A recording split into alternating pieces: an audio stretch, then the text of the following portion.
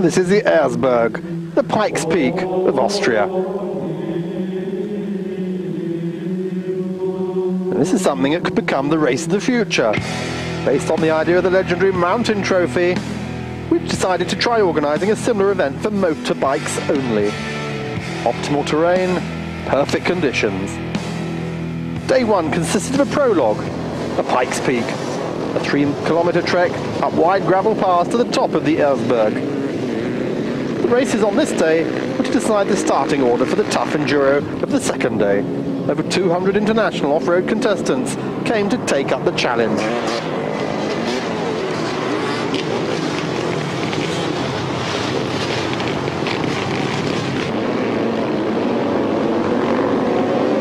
Man of the day was German Karl-Heinz Holz. Carefully executed riding on his powerful Husaberg puts the competition far behind and earns him first row starting position for day two.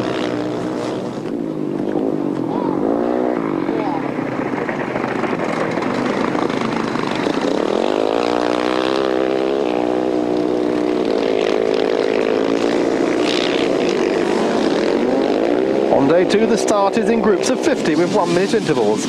The course is the kind of tricky spots and a high degree of difficulty that makes for really tough enduro racing.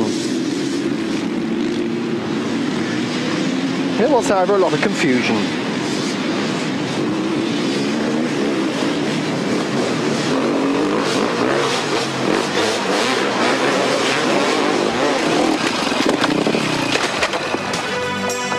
A lot of falls as well.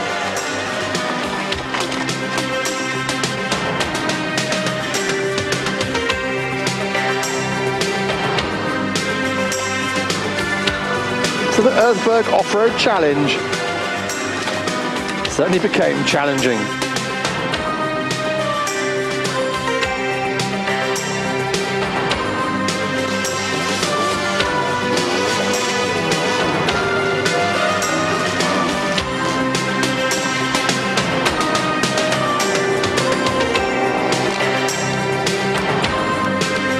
Alfie Kotz from South Africa won it.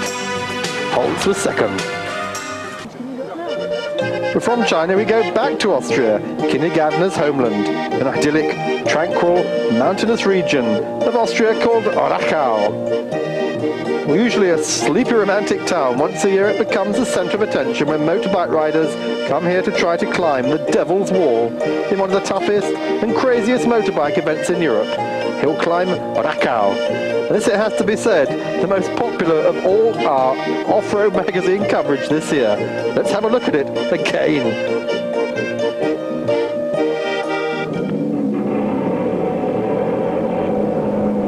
Well, America had its hill in Colorado. Austria has Rachau, and it's one of the more rugged events in the world enduro year. Here in Europe, certainly becoming one of the most popular.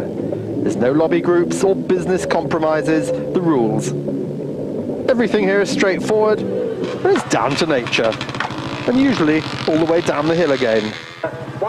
The riders who come to compete here have the same sort of people with one direct goal on their minds: to ride up this mountain. So the rules, that there are simple. Whoever gets up the highest wins. The point where the bike stops before it tumbles or rolls back down the mountain is the mark that counts.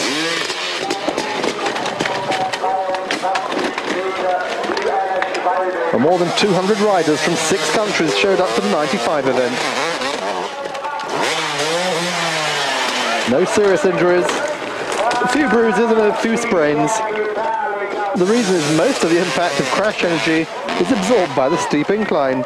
In addition, all the riders are wearing extensive protective gear.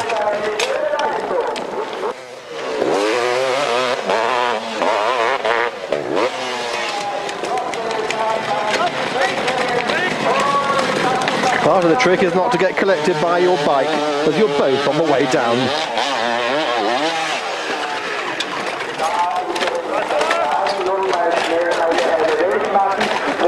But one thing's for sure, these daring feats are appreciated not only by the adoring crowds, but by the replacement parts industry as well.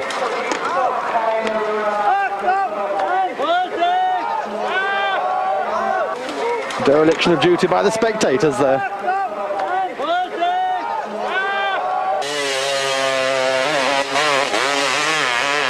It takes all ages as well.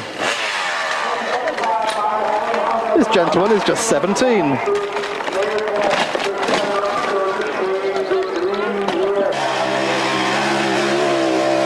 This one's 16.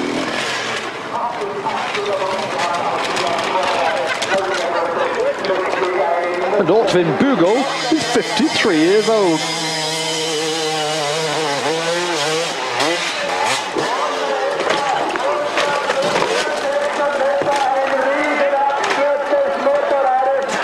Well, this performance earns him the record for flight distance. Just look at this. It's a good thing the meters one falls back aren't subtracted from the total distance. Would you believe damage was minor? Repairs for handlebars, lever, light switch came to no more than £130. It pays to land on the tyres.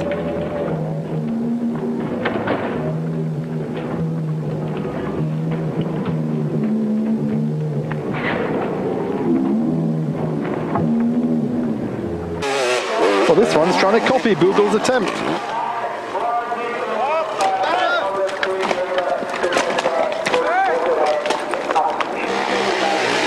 And this one. Stefan Dollhofer sends his bike flying. After that one, the spectators wisely got out of the way. We didn't quite get the same marks of Bugel, and the landing wasn't at all right. The Husky hits the ground where it's most vulnerable. It's a £1,000 repair bill for this bike.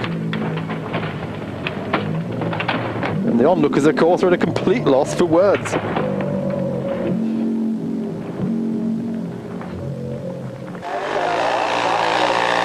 Bernhard Huber. His distance is about average, despite technically superior riding style.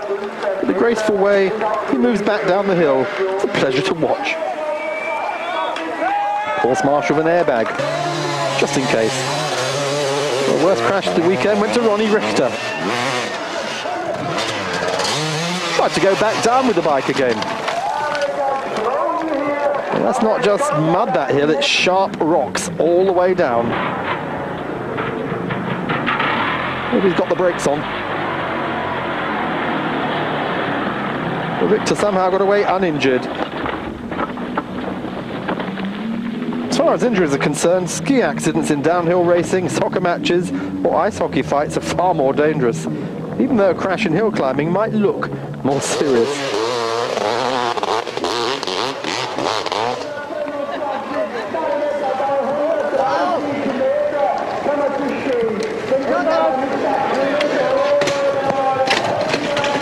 Not quite the way to do it. And Michael Fritzer crashes out worst in terms of material damage. This Husky just completely fell apart.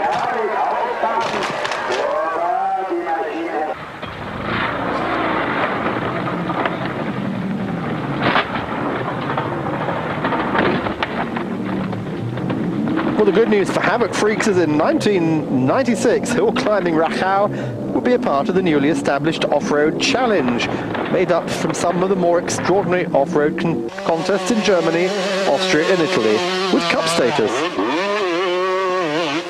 Hill climbing Rachau 96 will last 3 days due to increased rider interest, more than 400 apparently wanting to do it next year. Friday and Saturday, elimination rounds, and Sunday, the real contest. There was a contest, of course, and here's the results of this year's.